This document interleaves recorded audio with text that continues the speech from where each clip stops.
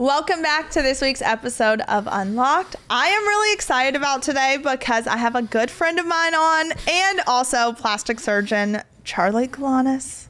Welcome. Thanks for having me. It's so weird calling you like, you know. Okay, so you're in Nashville. Yes. You're doing surgeries. Mm-hmm.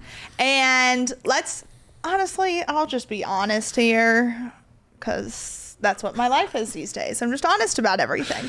The way that Charlie and I met was through another plastic surgeon because I was wanting to get some work done. Yes, I was. And you did my lipo. Yes. So I was going through all kinds of shit with my endometriosis, and I had taken this medication and I gained 40 pounds. Literally in like 3 months. It was crazy.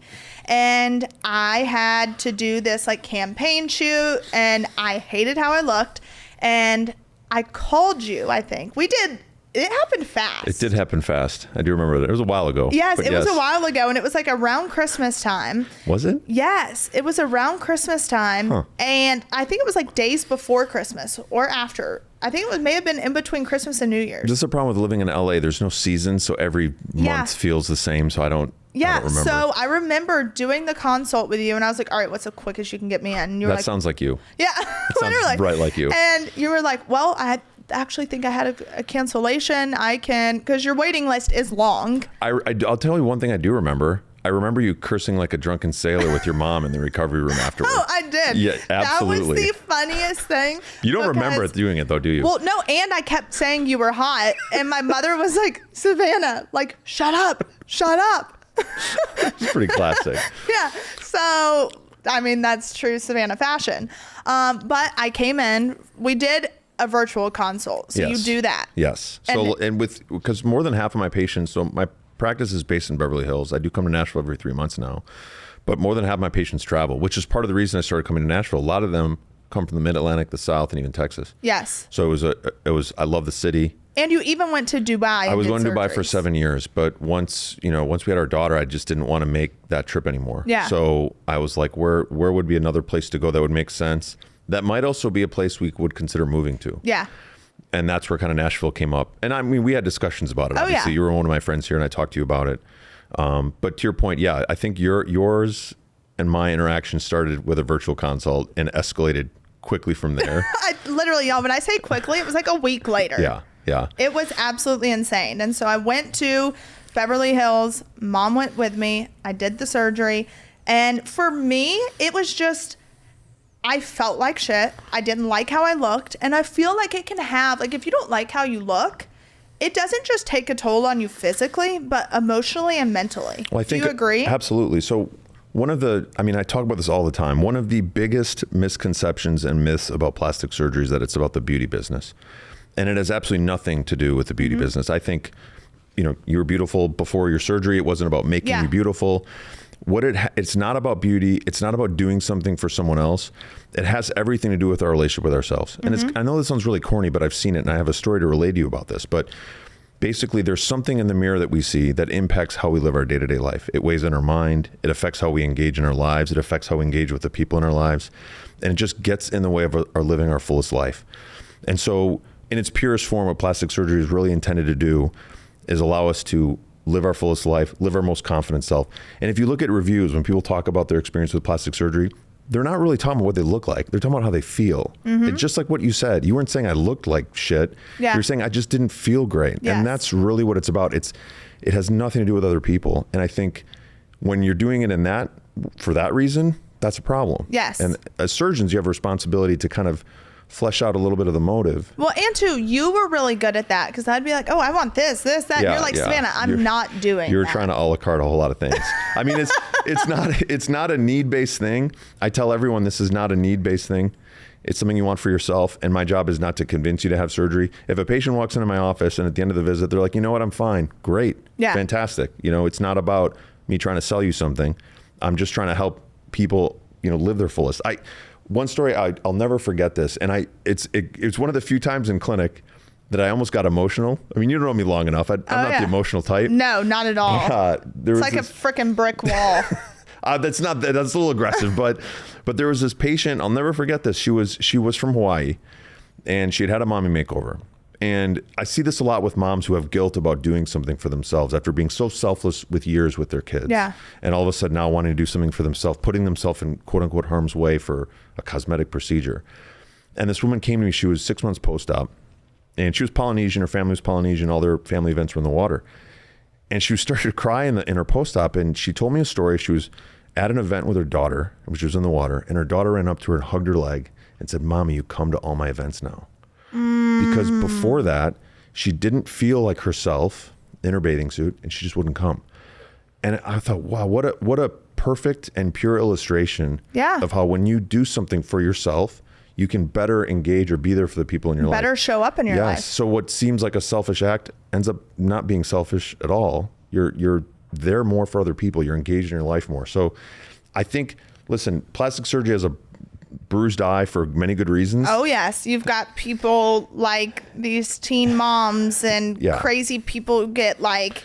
Yeah, it's bad, and there's a stigma that comes with that I understand where it comes from, because I think there are a lot of bad apples out there, and I think there's a lot of misconception about it, and that's okay. You know, you can't. Yeah. You know as well as everyone, you can't please everybody. No, you cannot.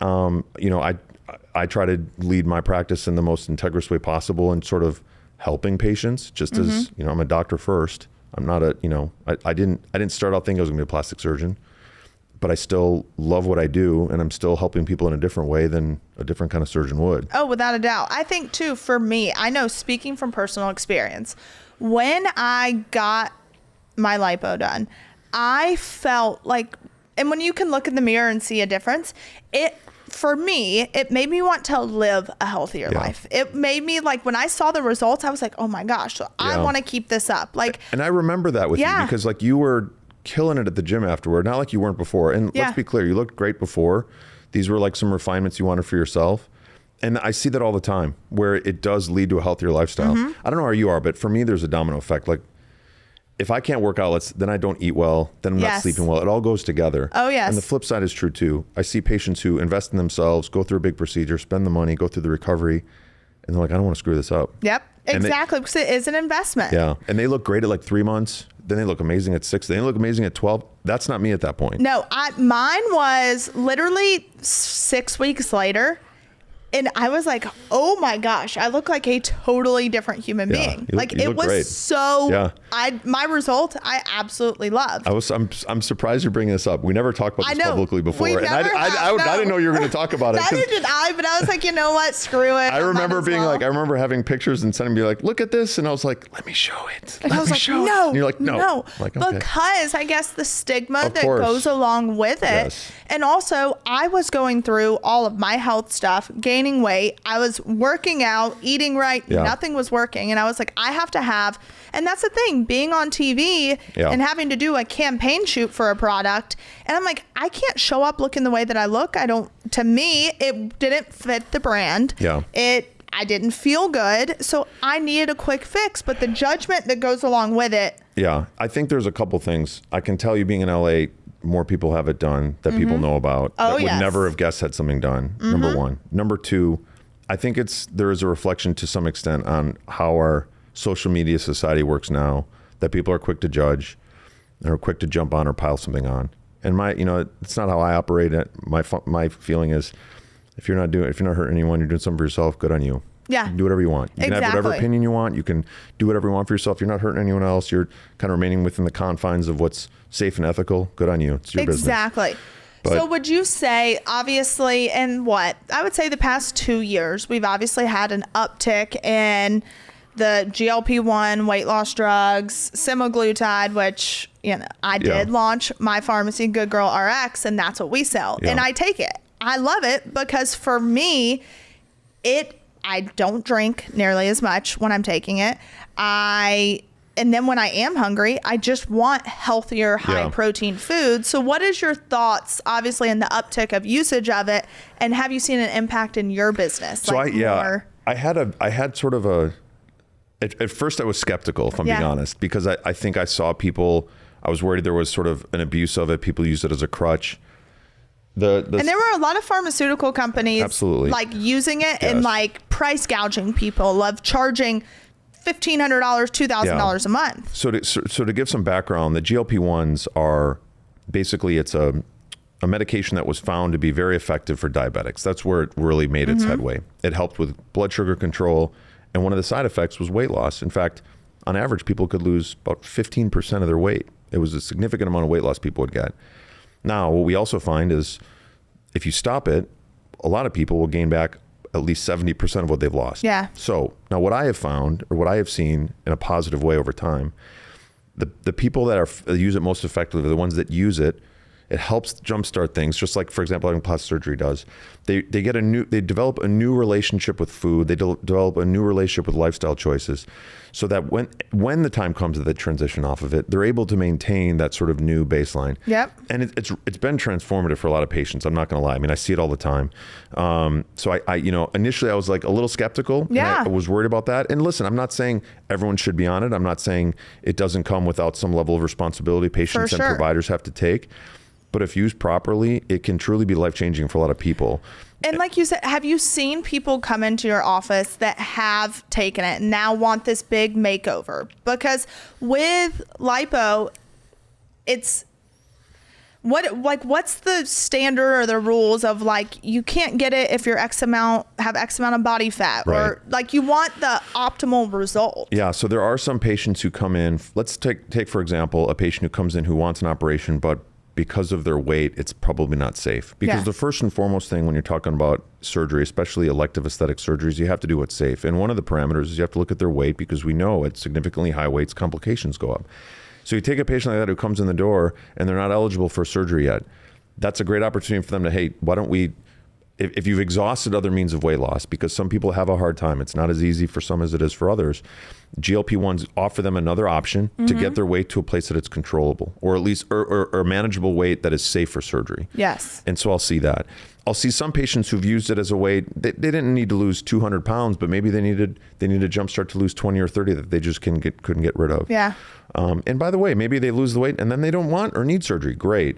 I think so. I've seen that where it takes people who weren't candidates for surgery become candidates for surgery. Yes. But also it can create candidates for surgery. People that lose a lot of weight and all of a sudden they have loose skin. Great for your business. Well, yes, but there's considerations there too for safety. I think that, what I tell patients who are on, at least, especially if they've been on at least 6 months, I'm going to check nutrition markers on them. I'm going to put them on protein shakes. One of the primary mechanisms that GLP-1s help with weight loss is they slow our gastric emptying, they slow our GI tract, so we stay satiated longer, we're not hungry. And so we eat less. Well, it stands to reason you probably have some people that are subclinically malnourished, meaning it's not clinically showing as malnourishment, yes, but if you look at their labs, if you look at kind of what their nutrition status is, it's not optimized. So for those patients, I do take special considerations, making sure they're as tuned up for surgery as possible. And do you have to be off of a GLP-1 for a certain amount of time before going into surgery? Yes, and these guidelines kind of change constantly. Currently in my practice, I make sure they're off it for 2 weeks prior to surgery, and then they can restart it 3 weeks after if they want. Now, of course, this is assuming we've optimized their nutrition. The risk with being on it right up until surgery is if you've slowed your stomach emptying. We all know, you've all heard, or most of us have heard, if you're having surgery, you can't eat anything after midnight, you need to have an empty stomach. It's because when we're putting you to sleep, we don't want you to aspirate and get something in your lungs. If you're on a GLP-1 and there's still food kind of lingering in your stomach, you don't want that. So you want to have enough time for that medication to clear so your stomach is empty when you have surgery. So 2 weeks before off it, and you can restart 3 weeks after. That's what I do. And would you say you've had an uptick in your business since the GLP-1s of people calling and now they saw weight loss and now they want to optimize it even more? Or what I would say is it's an interesting question, and I don't have any numbers to prove this, but I'm willing to bet I see less lipo patients but more tummy tuck patients. In other words, I'm not getting as many lipo patients probably now because people are losing that weight from doing GLP-1s, or losing the love handles or a little bit extra perhaps. But I'm seeing more patients who need skin removal surgery because now they're left with loose skin, or their breasts are kind of hanging lower, they're deflated a little bit. Yeah. This episode of Unlocked is brought to you by Progressive Insurance. Do you ever find yourself playing the budgeting game, shifting a little money here, a little there, and hoping that it all works out? Well, with the Name Your Price tool from Progressive, you can be a better budgeter and potentially lower your insurance bill too. You tell Progressive how much you want to pay for car insurance, and they'll help find you options within your budget. Try it today at Progressive.com. Progressive Casualty Insurance Company and Affiliates. Price and coverage match limited by state law. Not available in all states. Do you love your shades but find them getting caught in your hair frustrating? Well, those days are over thanks to Shady Rays. Their best-selling tangle-free collection has nose pieces specifically designed to avoid any snags in your hair. This way, perfectly styled hair remains perfect. Shady Rays offers all the iconic styles from the aviator to cat-eye designed frames, so you're bound to find the perfect pair to match every outfit. For me, I'm an aviator girly. I always have been, I always will be, and I love to use my aviators to actually hold my hair up, and that's why I love their design, because my hair no longer gets caught. Here's the best part. They have the best protection program in all of eyewear. Life happens and Shady Rays gets it. Whether you drop them, break them, or they mysteriously disappear, their lost and broken protection has you covered from day one. Plus, if they're not the perfect fit, no worries. You can exchange or return them for free within 30 days. It's risk-free shopping with fast personal support. With over 300,000 5-star reviews,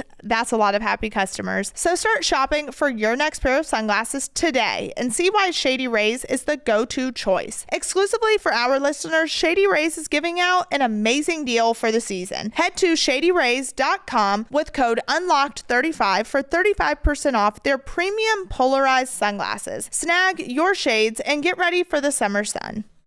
And so what surgeries do you specialize on? So I only do breast and body surgery. I'm exclusive to that. And, being in LA or being in Beverly Hills, it behooves you to become or try to be a master in a few things rather than a jack of all trades. Yeah, because there are some people. Too many people there. There's like, especially in this town too, there's some people that they're like, oh, I can do your face. I can do your ass. I can do your, legs. I don't know. And guys, this is. And in smaller communities, it makes sense. I mean, not like Nashville's a smaller community, but, in a city not the size of New York or LA. You were in like a mecca for plastic surgery. So it's like someone down, you can't, where I work, you can't throw a rock without hitting 3 plastic surgeons before it hits the ground. Yeah. And so if you don't, really one of the key ingredients to getting really good at something is simply experience. You have to do a lot of them. And if you're splitting your expertise between a lot of different areas, it's going to be a little bit more challenging, not impossible, a little more challenging to be really good at any specific things, in my opinion. Yeah. It's not to say that there aren't surgeons out there who do a lot of work, who I think do good work.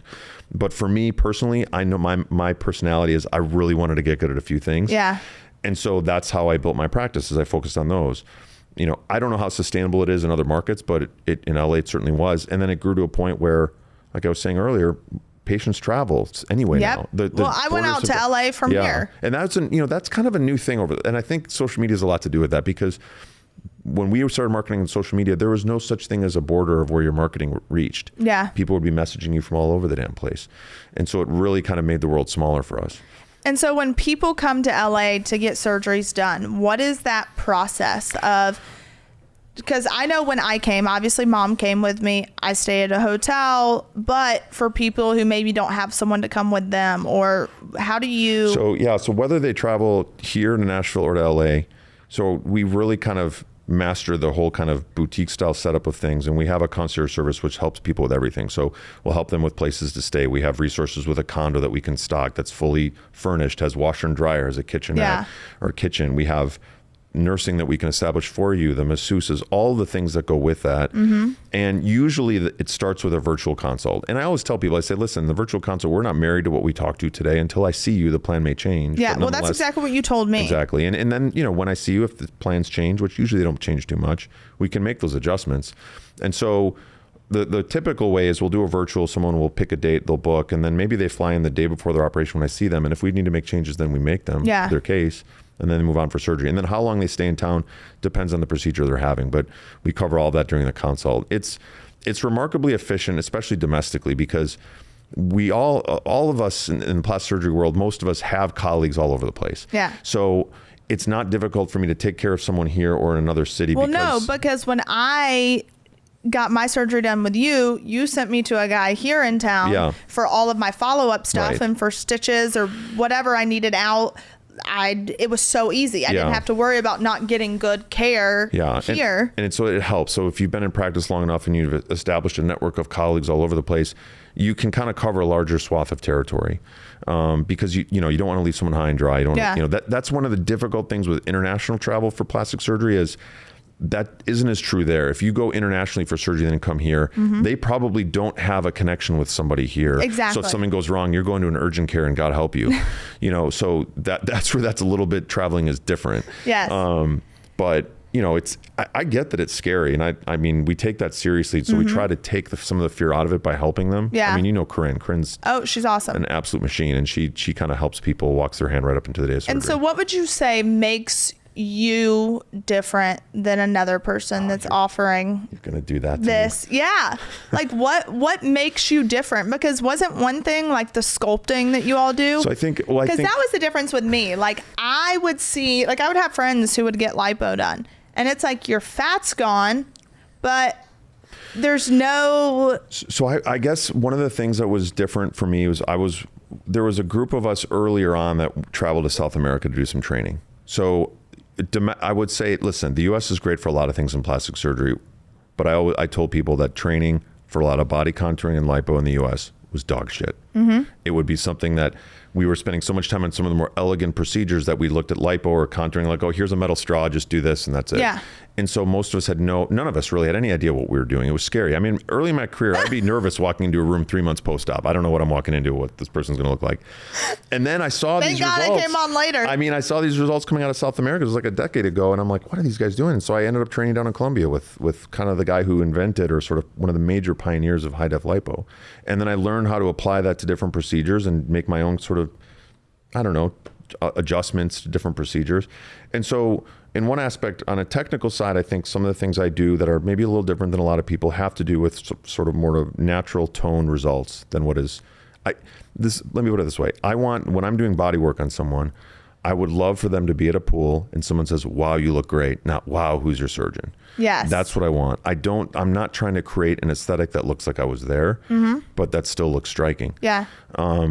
I think another thing, I'd like to think that from a personality standpoint, I'm authentic and I'm not trying to, I really am not trying to push people You or sell them. do have a great bedside manner. Thank you very much. You Savannah. have great bedside manner, because that's enough Sponsored by Galanis right? Plastic Surgery. Exactly. Because I remember the guy who put me to sleep, he had terrible bedside manner and told me to shut up at one point. And I was like, yeah, that might have been me. You just remembered wrong. Oh, yeah. But it's possible. Well, no, your bedside manner was what made it awesome. I listen, one of the things I love about my job, there's the technical aspect, but I do value the relationship I have with my patients. And if I don't enjoy getting to know them or that interaction, then what the hell am I doing? Then I'm just a technician. And that's fine. Some people are like that, and that's okay. But for me, that's part of the fun. Yeah. I love that. Now, going into, obviously you don't have to say, but what would you say is around budgeting for something like this? Like a mommy makeover, what should someone expect to spend? Wow. Well, so one thing, and I know this is going to sound ridiculous. I know you believe me when I say this. You really probably don't even know. I separated myself from the money a long time ago. Now, I have a general idea about something. Yeah, what's a general idea? So this is not to hold anyone to anything. I think it depends. So keep in mind, a mommy makeover could mean arms, breasts, abdomen, thighs. It could mean everything. So you could be looking anywhere between $50,000 and $100,000 if you're doing a lot of different areas all at once. They can be really expensive if you're going from toes to neck. It can be a lot. Now, the cost is going to vary depending on who your provider is, what their experience level is, and where you are. I'm from Milwaukee, Wisconsin. Plastic surgery there is going to be cheaper than what it's going to be in Beverly Hills, California. Yep. But in part, you're paying for that person's experience. You're paying for their demand. You're paying for their results. One of the uncomfortable realities I tell people about plastic surgery in terms of cost, it's not like buying a TV. You're not paying for a result. That's the weird reality. You're not actually paying for the result. You're paying for the probability of a result. So in other words, you can pay for the most expensive plastic surgeon in the world, get the most expensive surgery. Yeah. But the probability of a result may only be 99%. It's never going to be 100. Or you can go to somewhere and get it dirt cheap, and then the probability of a success may be 50%. Yeah. So it's up to you what kind of a risk you want to take with that. It's not saying that expensive surgery always guarantees a good result. It doesn't. No, it does not, because I got my nose done by a guy in Beverly Hills, and he was known as the it guy. He did this person and that person, and I went and got it done, and it was literally crooked. And I was like, this does not look good. Like when I would smile, because you take a photo from underneath. Yeah. I would smile and I'm like, this is crooked. Yeah. And he's like, I'm not touching it. It is perfect. So, and I'm like, this is not perfect. So I yeah. went to one of my dad's friends to fix it. And thank God he was in Atlanta. He fixed it. I love it. Looks great. But just because it's a certain price or just because they've done such and such celebrity 100%. doesn't mean. So there's two things. One, everybody has bad results. I don't care who you are, how many surgeries you've done, how expensive it is. Everyone has results they're not proud of or happy about. Yes. But the second part has to do with your relationship with your surgeon. It's important to pick someone who you trust, who you have a good rapport with, because if and when things go sideways, you want someone that can help you rather than gaslight you or say, no, you're nuts. Exactly. So there's, it's nuanced. But Well, even with you, there was like something in my surgery that I was like, oh, this could have been a little different. And you're like, all right, let's fix it. yeah. Like, I mean, my feeling is, look, if there's something that we can address, you're not one of, that's what I loved, was that you weren't like this asshole that was like, oh no, like if there's something, because hell. Well, so if I separate myself from the money, what drives me? Yeah. A happy patient. That's what drives me. So if I've collected a check, but someone's pissed at me, I'm not doing myself any favors, and I don't sleep well at night with that. No. I don't. I struggle when, and I've had results I'm not crazy about. It's happened, and it sucks. And it's also too, the healing process. Yeah. People heal differently. Their bodies react differently. And people also don't always listen Well, the other thing that's to the healing protocols. The other thing that's by far the most common thing is a lack of patience. And I understand. Yeah. For some of the operations I do, and a lot of us do, we're talking about a healing process that takes months. Someone calling me at 1 week being like, this looks a certain way. It's like, I'd listen to them and have to reassure them. And then it's gone. Even sometimes it's 6 months. You'll see something and I'll say, I'll see you in 6 months. And then it's gone. Yeah. And it's easy for me to say that from a position of experience. I know it's difficult as a patient to see someone be like, I have to just trust it's going to get better. Yeah. But that part of it, that patience that I try to preach to patients, is important. And often the hardest sell. Oh yeah. But it's important. But your results, like the before and afters, are absolutely insane. And what I love too is like, you don't just do women either. Right. Like you do have some men that have come along, and I'm like, holy shit, you made them have a six pack. How is that possible? Well, you know what's funny about, you're mentioning like people being shy about showing it. Men are the worst. Yeah. So you think, there's plenty of women who are, especially in the public eye, the patients I've done who are celebrities or who are in acting, or the actors or actresses would never let me talk about it.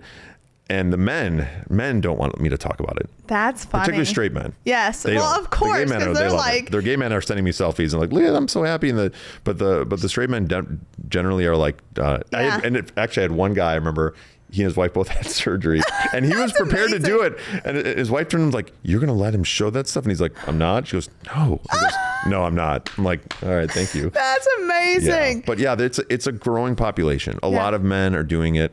A lot of men in Hollywood that people do not know, would never think have done it, have definitely done it. But it's a growing population. So with being in Hollywood, have there been celebrities that you have partnered with that you've like done their surgery and they've allowed you to show their content, or? There was only one. And did they say that you did their surgery? Yeah, there was only one that did that. And it was a long time ago. And it was like kind of earlier in my career. Who was it?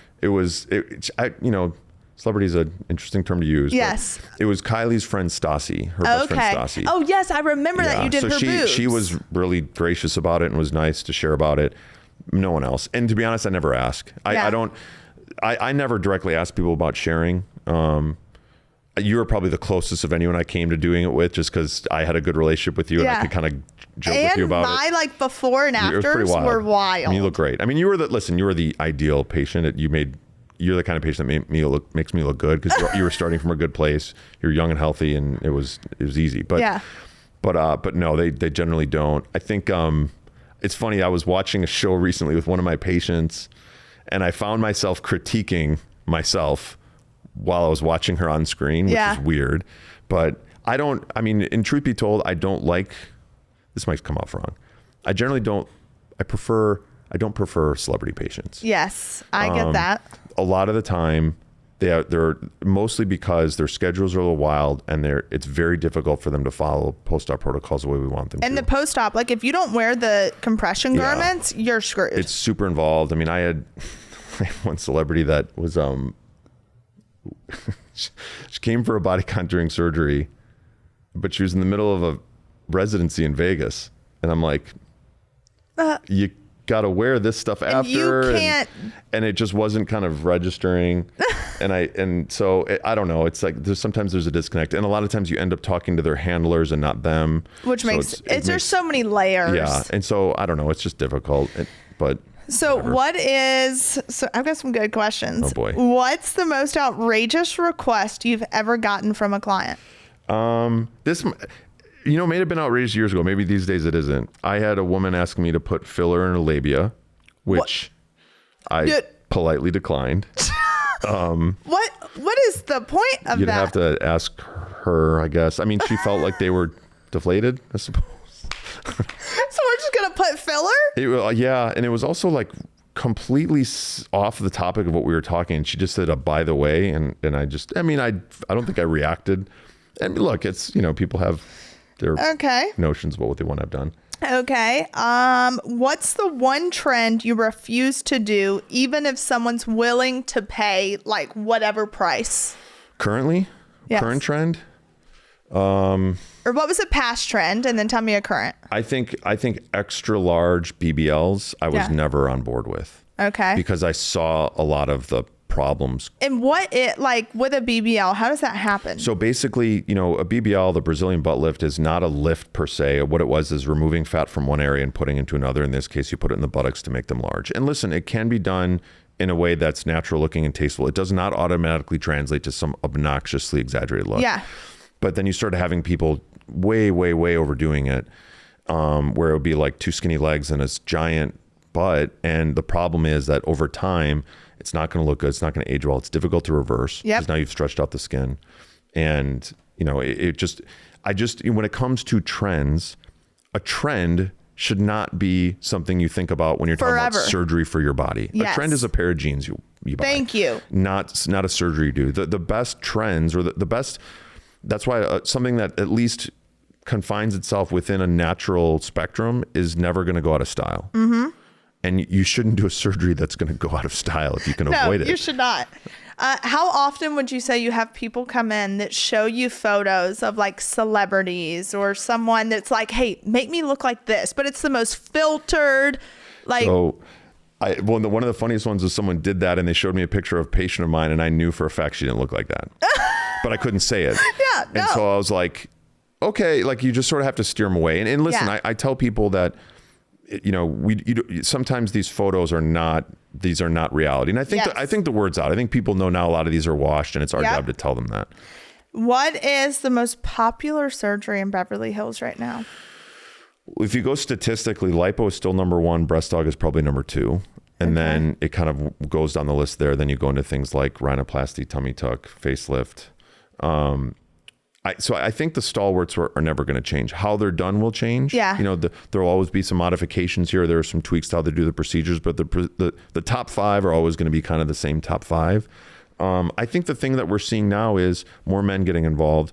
And I really do feel like the needle has gone back to a more natural aesthetic, thank God. And now whether that's in my practice, because that's mostly what I try to focus on, or whether that's what the trend is, I think it's a little bit of both. But I think people are wising up to the fact that the overfilled face with filler or giant lips or these looks that don't do well over time is not the way to go. And I think people are recognizing that. And then whether they're getting a non-surgical treatment or surgical treatment, they're trying to stay within a reasonably normal. Even in a place like LA where everyone assumes everyone's crazy, my patients are not crazy. They're normal people who want a result that's not announcing to the world that they had work done. Yes. That's what most people are like. So have you had any crazy cases come into you like that you would see on Botched, really? Oh, yeah. What would you say is the craziest case you've had? I mean, I've seen just some work where there's incisions placed in places they never should have been placed. And I can't even imagine why or think of the reason. But what I never do, these patients feel a lot. They feel terrible. They feel ashamed of themselves. They're kicking themselves for the decision they made. And so when they come, like I had a couple people recently who came in who were tremendously scarred and burned from like these horrible surgeries. And they were like, I should have, done more research. And I said, listen, the decision you made in that moment was the best for you with the information you had. You did the best you could. It didn't go the way you wanted it. Let's just focus on what we have now and what we can do moving forward. Because believe me, my impulse is to be like, the hell did this to you? Yeah. And let's grab their license Literally. ridiculously fast. But Yep. I try not to get into that and just sort of say, how can we fix this? So you see a lot of botched work that way. And I feel terrible for these people. And I if it was me, I'd feel terrible as a surgeon. And when I hear people do this and are still doing it and have no, I can't identify with that. Yeah. Also, too, it just came to mind because I just thought of it. Is it true, like when people say, when you obviously as a mother, like, all right, or I'm a woman and I want to have a kid and I'm 28, but if I say, hey, I want to go have my boobs done, like what is the misconception of having a boob job before kids versus after? So first of all, no one can predict how pregnancy is going to change a woman's body. One woman she'll bounce back, no issues. The breasts will come back to where they were more or less. The abdomen will tighten back down. Another woman will have a completely different experience. So what I generally tell my patients is, are you actively trying to have kids? Are you trying to do it right now or within the next few months or within this year? And if the answer is yes, well then wait. Yeah. If you think that someday I might want to have kids, I don't know when that's going to be, it's perfectly fine to go through a surgery. It's not like, for example, breast surgery, it's not going to impact your ability to breastfeed. It's not going to impact your ability to have a healthy pregnancy and a healthy baby and rear your child. But the timing of it really has to relate to how soon are you looking to have kids? Because yes, it could change things and necessitate another surgery. Okay. Interesting. Because I always thought like you couldn't do it before. I mean, I don't know why I thought it, but I was like, maybe you see the wheels turning in your head from here, Savannah. But see, I don't need it.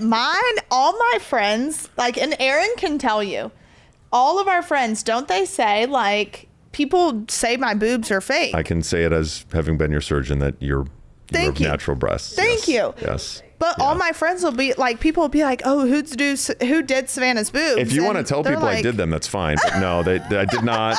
You have natural breast tissue. Yes. And I'm like, guys, these are and literally one of my girlfriends was like, will you go into my plastic surgeon with me and like show them your boobs? And I was like, so you're sure? the glow photo now. Yeah. Amazing. I was like, sure. Of course, I'll just go lift up my shirt and show your surgeon. You could have just given a picture. You didn't have to like go flash the person. Well, I know. Oh, I'd rather flash them than, take a picture. Okay. What is the most money someone has spent with you? I know you said you took yourself away, but there's got to be some big cases. You're like, oh, shit. Like in a single operation? Yes, in a single operation. I could guess around, but I really don't know. It's probably around 80. Oh, really? I think 80 to 100, I think. I don't know. I don't mean this arrogantly, like I don't know about the money. No, but when you get so consumed with the money, there's no way that you have that like ethical. Right. And I think it also is stressful. Like I took my joy away or my focus away from where it should be. So it wasn't, I only did it once I was established enough that I could get away with it. Like I'm not trying to do it irresponsibly, but I'm very lucky to have people I trust who manage it for me. They could be robbing me blind. I could be. Okay, my credit card was denied at the 7-Eleven this morning. Stop it. I'm dying. That is. And then I tried another card and that was declined. Maybe I should check this out, but this actually did happen. I was in a 7-Eleven and the guy looked at me like, and I was in my scrubs and like a black jacket. So I looked a little dodgy. And it was like 5:30 in the morning. All I was trying to do was get a Starbucks and a protein bar. So did you not get it? I had to walk out with nothing. Because your cards wouldn't go through? Yeah, I didn't have any cash on me. I had nothing. What?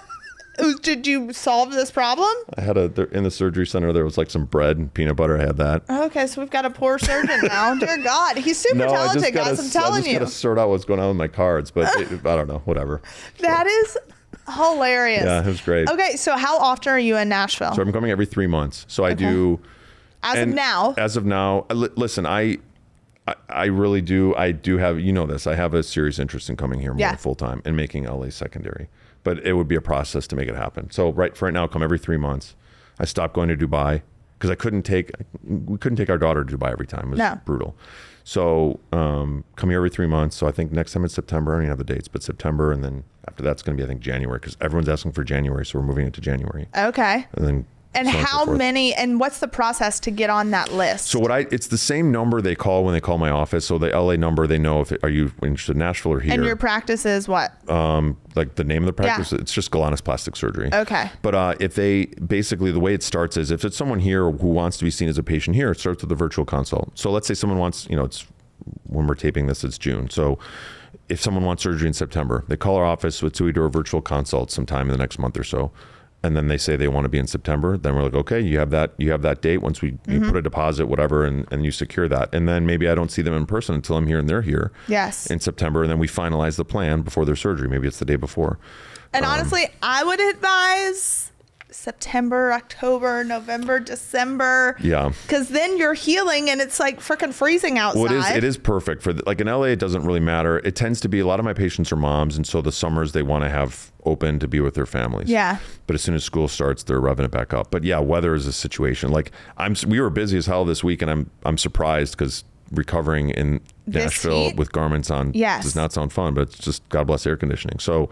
But yeah, I mean, I think typically for plastic surgery, and I think this is nationwide, July and August tend to be the slowest months. July and August tend to be slow, and then it picks back up. All the surgeons go on vacation July and August because it's the slow time. And then it starting in September, October, it ramps up through until, May, June, the following year. Okay, so people can go on your Instagram, your website, whatever, get in touch with your office, schedule their consults, their surgeries, and whether it's LA or here. Yeah, either one. See, I love it. I mean, I don't need anything done anymore. No, but you're fine. You're already the after picture, so you're just fine. I loved it. Maybe we'll post a before and after now. Who knows? Wow, what a treat this has been. I know. Are you going to give me my neck surgery for free? I see some people rolling their eyes in the background. You got it. Absolutely. Sure. You heard that first. Yes, you had me. I said it. She stopped caring about everything. Yeah, I stopped caring about everything. So neck surgery, all right. Yeah, I won't charge anything. Honestly, though. Are we still recording? Yeah, oh yeah. This is a stark difference. She used to care, now she doesn't. Yeah, I used to care, now I don't. Well, no, listen, I think I personally, listen, I'm not too different in the sense that. But also, too, like, I have done a lot of, like, I'll post stuff. Yeah. And you see women, like, there are times where I have felt bad. So, like, oh my God, how have you done this? Which I will say, when it comes to, like, working out, I get on a kick. You put in the work. And I put in the work. No, don't sell yourself short, you do. I feel like I do owe people an explanation at times of like, if I do something, like just be transparent about it. Because at the end of the day, if it makes you feel better about yourself, I don't care what it is. Yeah. Well, I also think there's maturity in not caring too much about what other people think of you. Yes. It's no one else's business. Right. Like it's none of your business what someone else thinks of you. And I've listen, I went through that later in life than you did. You're precocious relative to me because I was a younger version of me was overly consumed with what other people thought. And I think as we get older, we realize it doesn't really matter. No. And I can't, and I had to be okay with being misunderstood or not liked or whatever. Everyone has to be okay with that. And at the same time, being comfortable saying decisions we make for ourselves, and if you don't like it, that's okay. That's fine. If it's not for you, that's fine. And I mean, I can't imagine like, what you got to deal with is on another level, and you are such a strong woman for dealing with it so gracefully. You've told me, you're like, you'll see comments and stuff, and you're like... I want to defend you sometimes. Listen, I don't agree with everything you say, but God, damn it, I mean, not everything, but that's the thing. Like, I'm of the belief that everyone has a right to think what they want to think. Yes. And do what they want to do. I don't subscribe to sort of this quick jump to judge and hate. I've always loved the expression "be curious, not judgmental." I've always loved that. I love that. And I feel like the people that are judgmental are just not curious enough. I'd rather learn more about. Okay, that's your opinion. I want to know about it. And there are too many people that are just skip that step. Yeah. And I don't know. I think that you've handled it gracefully. Well, and I've seen it. You really have. And I know for me, just like when I got my work done, my overall mental health was better. Yeah. I felt better. I wanted to be more active. So yes, I have gotten lipo, people, and it was the greatest decision I ever made.